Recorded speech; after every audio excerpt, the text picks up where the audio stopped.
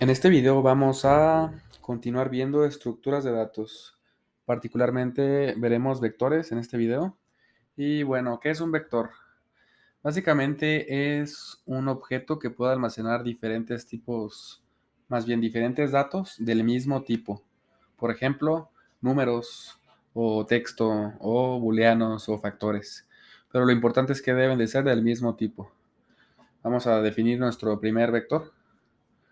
Y sería de la siguiente forma: mi-vector, le asignamos, y para declarar un vector podemos hacerlo de diferentes formas, pero esta forma es con la letra C, abrimos paréntesis y le pasamos los valores, por ejemplo 1, 8, 5, 10, por ejemplo, y doy mi-vector para ver qué hay en él. Vemos que pues tiene los valores que yo le proporcioné. Vemos que son puros números. Si yo hago class de mi vector, entonces me dice que son datos numéricos. En videos previos pues habíamos declarado variables que tenían únicamente un valor, pero bueno, en estructuras de datos ya vemos que una variable puede almacenar más de un valor. En este caso pues almacena 4 valores. Otra forma de declarar un vector sería, por ejemplo, mi-vector 2, le vamos a llamar a esta variable. Le voy a pasar un vector que va del 4 al número 155, por ejemplo.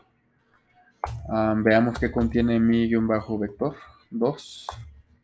Le doy control enter. Y básicamente esta notación de los dos puntos significa que mi vector inicia en el 4 y termina en 155. Y son números consecutivos. Para eso me va a servir mi notación de los dos puntos.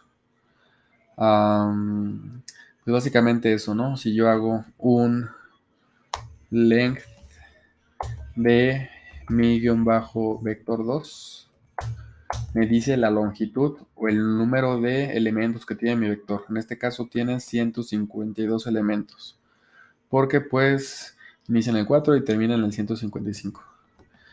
¿Ok? Otra forma de declarar vectores podría ser mi-vector 3, le vamos a llamar. Voy a asignarle y utilizamos la función vector. Le voy a poner el parámetro move. Le voy a decir que mi vector quiero que sea numeric, por ejemplo. Y le voy a pasar que quiero que la cantidad de elementos que tenga sea, por ejemplo, 14. Vamos a ver qué hizo R. Y básicamente lo que hizo fue crear un vector con valores en cero. ¿Por qué? Porque yo le dije que yo quería que fueran numéricos. Así que como yo no le especifiqué sus valores, me los puso en cero. Y tiene una longitud de 14. Estos son 14 elementos. Esa sería otra forma de declarar un vector en ceros o vacío. En vez de numeric, yo podría poner aquí logical. Y si yo lo reasigno y veo mi vector, tiene, por ejemplo, falsos, ¿no? Valores en falso y son 14 elementos. Si yo no le especifico valores, me los pone en falso todos. Esa sería otra forma. Pero bueno, yo únicamente, yo no puedo, o sea, yo puedo también agregar texto a mis vectores. Por ejemplo, vamos a declarar el vector hola, que contenga los elementos, recordemos que es C. C significa concatenar y nos va a ayudar a crear un vector que va a tener el elemento hola, como, y otro elemento que sea estamos. Hola, ¿cómo estamos? Si yo ejecuto esta línea de código y después veo mi vector hola, pues tiene esos tres elementos que yo le acabo de asignar. Pero ahora son elementos tipo texto, son cadenas de texto. ¿Va? Por ejemplo, ¿qué pasa si yo mezclo los diferentes tipos de datos en un vector? Por ejemplo, le voy a llamar a mi vector mixto y le asigno los valores 1, perro, 4, 7 y 2, por ejemplo. Yo, como les comenté, en un vector únicamente podemos agregar un tipo de dato, ya sea que nosotros agreguemos texto, o bien números, o bien booleanos, o factores, pero debe de ser de un mismo tipo de dato. Pero aquí le estoy agregando números y también texto. Vamos a ver qué sucede. Si yo le doy control enter, me dejó hacerlo. Vamos a ver qué contiene mi vector mixto. Pues mi vector contiene los elementos que yo le pasé, pero podemos notar que los números tienen comillas a los costados. Eso significa que para poderlo asignar, lo que R hizo fue convertir los números a texto. Predominó el valor tipo texto, así que todo lo transformó a texto. Así que por eso no me marcó error. Por ejemplo, vamos a asignar el vector D que tenga los valores 7,1, por ejemplo.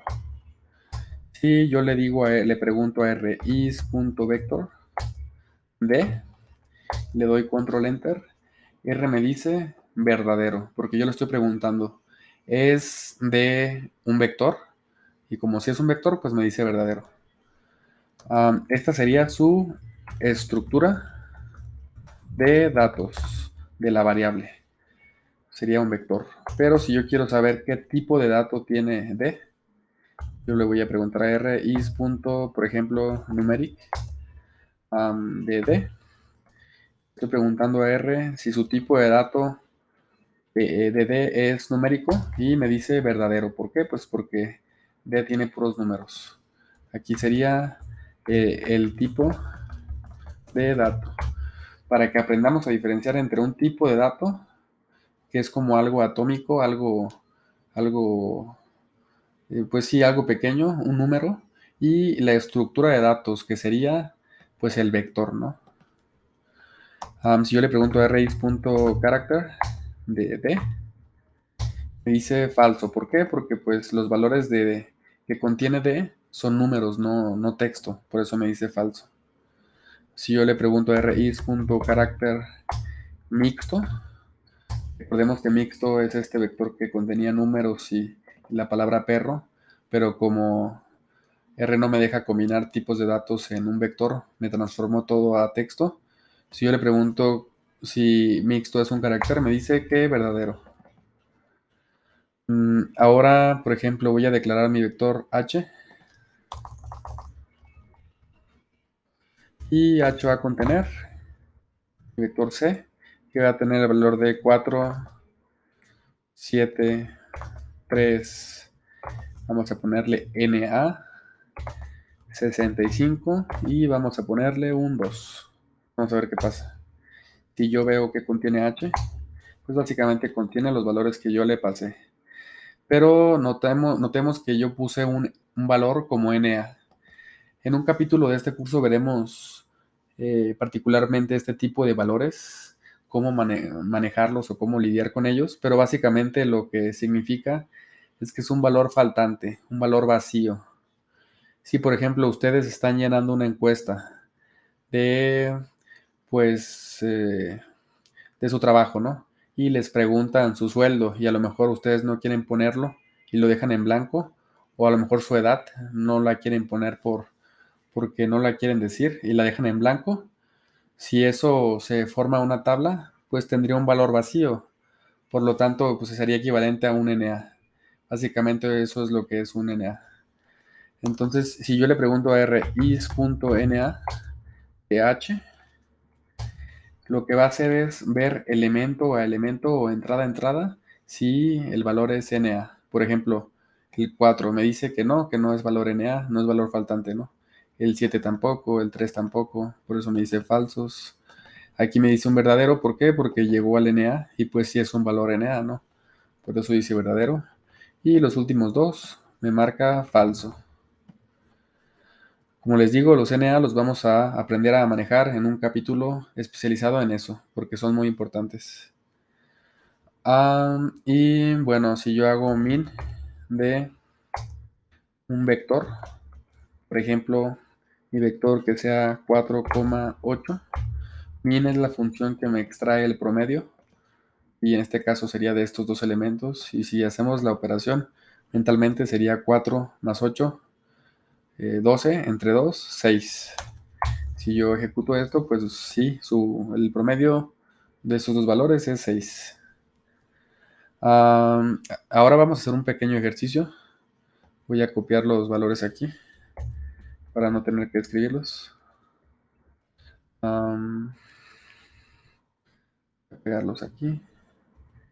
Y voy a hacer un poco más grande la pantalla para que se vean todos los valores.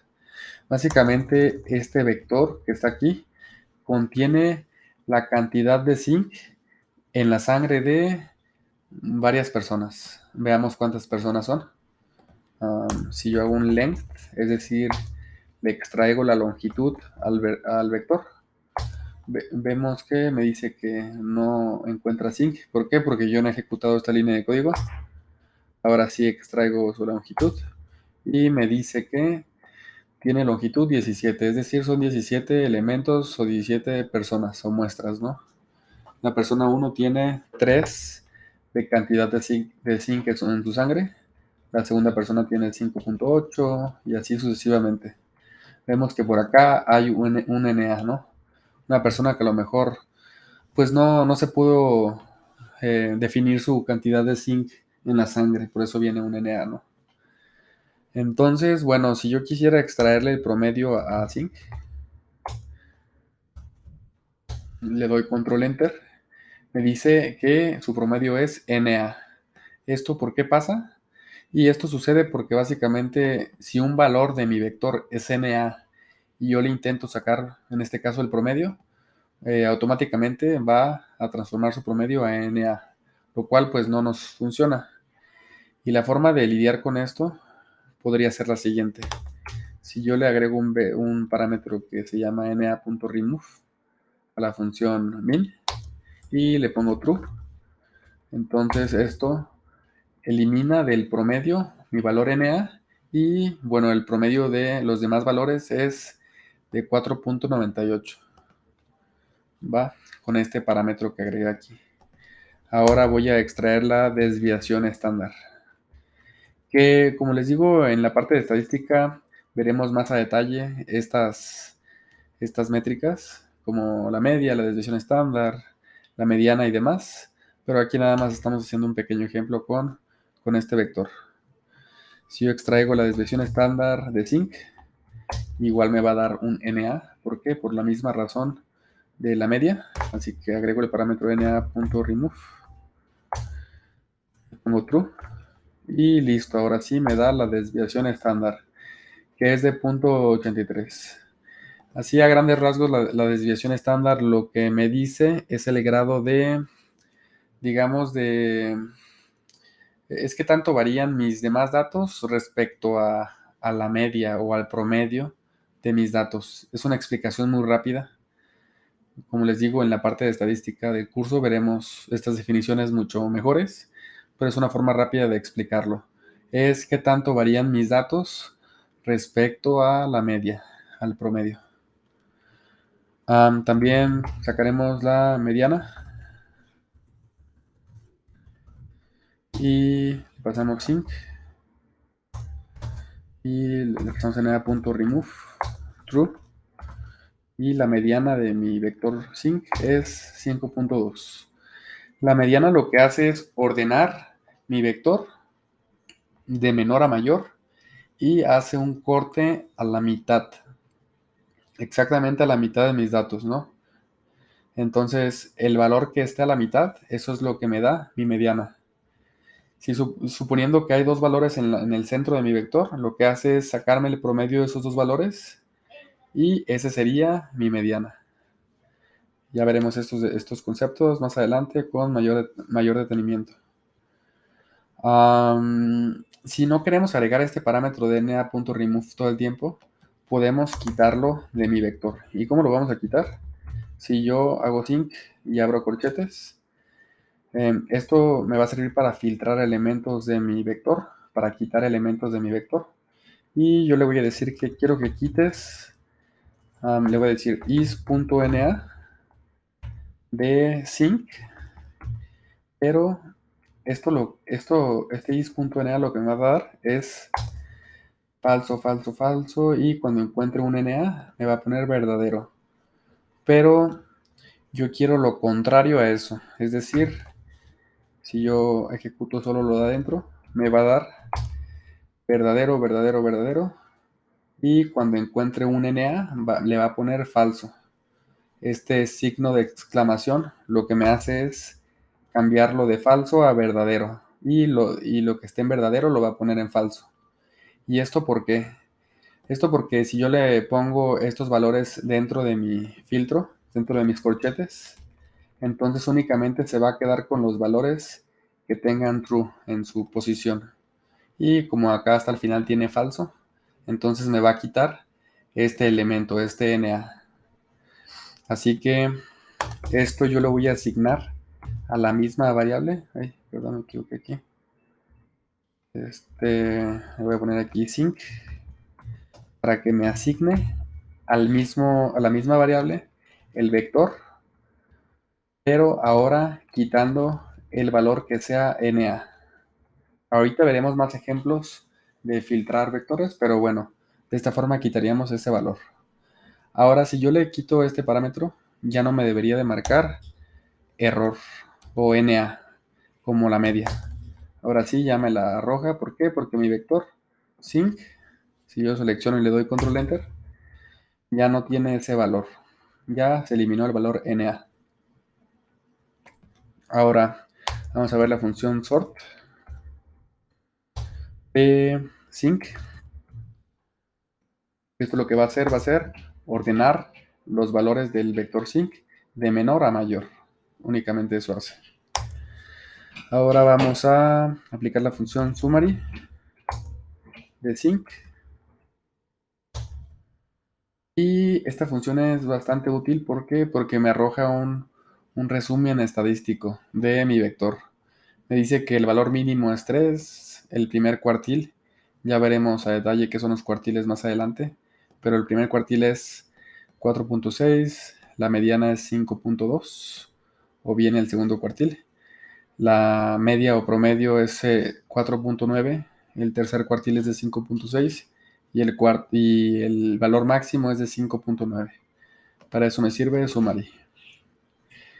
Y ahora vamos a hacer unas cuantas gráficas con nuestro vector. Por ejemplo, vamos a hacer un box plot, una gráfica de caja de Summary, perdón, de Sync. Y mi box plot se grafica de este lado, que básicamente nos da una idea de qué tanto varían nuestros datos. Digamos que por acá está nuestro valor mínimo, por acá nuestro valor máximo, primer cuartil, el segundo cuartil o la mediana, el tercer cuartil, y también nos puede mostrar valores atípicos cuando los hay. Para eso nos sirve nuestro boxplot, que ya veremos más a detalle más adelante. Y bueno, o sea, estas son gráficas muy sencillas. Cuando estemos en ggplot 2, vamos a hacer gráficas mucho mejores, mucho más padres que estas que son muy sencillas.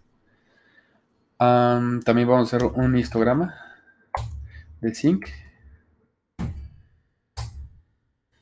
Básicamente esto es una gráfica que nos da la frecuencia y de los valores que tiene nuestro vector. También vamos a graficar la densidad de sync y vamos a agregar que el color de la línea sea blue. Si yo ejecuto esto, nos aparece esta gráfica que nos da una idea de la distribución, la función de densidad de nuestros datos. Ahora vamos a ver unas cuantas cosas adicionales. Por ejemplo, yo puedo definir un vector de la siguiente forma: C que vaya del 1 al 10. Y, por ejemplo, el valor 8, el valor 9, el valor 89 y el valor 0, por ejemplo. Básicamente esto lo que hizo fue primero agregar del 1 al 10 como valores, después el 8, después el 9, después el 89 y después el 0. Aquí estoy combinando diferentes vectores. Si yo, por ejemplo, agarro este vector y lo meto en otro vector y le agrego además otro valor, por ejemplo, el 800. Entonces, esto básicamente me hizo un vector que tiene todos estos valores y además contiene el 800. Y esto es un nuevo vector. Esto es otro vector. ¿Qué más? Por ejemplo, vamos a ver la función rep y vamos a agregarle el parámetro 3 y, por ejemplo, un 10. Vamos a ver qué hace esto. Básicamente lo que hizo esta función fue repetir el 3 10 veces. Eso es lo único que hizo. Si yo hago rep de mi vector 4,6,1 y, y le paso el parámetro times igual a 3, entonces me va a repetir 3 veces este vector. Vemos que tiene 4,6,1, 4,6,1 y 4,6,1. Para eso sirve mi parámetro times, para repetir 3 veces lo que yo le pase de este lado. Ahora, si yo hago rep de un vector, por ejemplo, el mismo, puede ser 4,6,1, 4,6,1, y en vez de times le voy a pasar el parámetro each igual a, por ejemplo, 3. Esto lo que hace es repetir cada elemento del vector 3 veces. 4, aquí está 3 veces el 4, después 3 veces el 6 y después 3 veces el 1. Ahora vamos a ver una función que se llama sec de secuencia, que vaya del -2, por ejemplo, mi secuencia, hasta el 4, y que sea de la longitud 10. Vamos a ver qué hace esto. Lo que hace es generarme una secuencia que empieza en el -2, termina en el 4 y la cantidad, o sea, y tiene 10 elementos mi vector. Por lo tanto, los valores que tome depende de cuántos elementos tiene mi vector. Si aquí yo le pongo que quiero que mi vector tenga 7 elementos, entonces los números van a ser cerrados porque es -2, -1, 0, 1, 2, 3 y 4. Es de longitud 7. Ahora si yo hago un sec que vaya del -2 al 4 y le pongo el parámetro by que sea igual a 0.5, lo que va a hacer esto es generarme una secuencia que empiece en el -2, termine en el 4, pero que los saltos que dé entre valor y valor sea de 0.5 en 0.5. Por eso de ahí sigue el -1.5, de ahí sigue el 1, perdón, -1, de ahí el -0.5 y así sucesivamente hasta que llega al 4. Por ejemplo, también, bueno, vamos a definir un vector x que vaya del 11 al 18. Ahora, si nosotros queremos consultar el valor que esté en una posición específica de nuestro vector, vamos a ver primero nuestro vector. Si yo, por ejemplo, quiero el valor que está en la posición 3, yo lo que hago es abrir corchetes y le pongo un 3 aquí. Eso me debe de arrojar un 13. Aquí está mi valor 13, porque es el elemento que está en la posición 3. Si yo quiero mi elemento que está en la posición 3, pero quiero en la posición 3 hasta el 6, es decir, quiero el elemento que esté en la posición 3, en la 4, en la 5 y en la 6. Me debería de dar este valor, este valor, este valor y este valor de aquí, porque el 3 está en la posición 3, el 14 está en la posición 4 y el 16, por ejemplo, está en la posición 6, ¿no? Y efectivamente, aquí está el resultado.